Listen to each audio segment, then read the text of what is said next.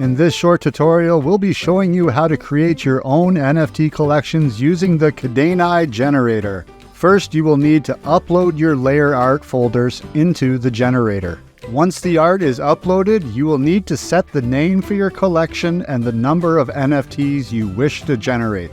Then set the URL for the collection, the names of the NFTs themselves, the description of the collection, and an optional URL for animation art.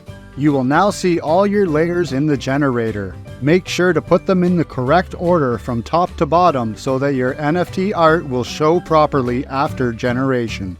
On the next step, you'll be able to set the individual weights to each of your layers and traits, allowing you to customize how the art in your NFTs will be generated. For example, if you would like to have certain traits be more prevalent, set them to a higher weight than others. This can be done for all traits. Now just click Generate Images and Metadata and the generator will present you with a zip file which will contain all of your information, including the metadata and individual image files for your NFTs.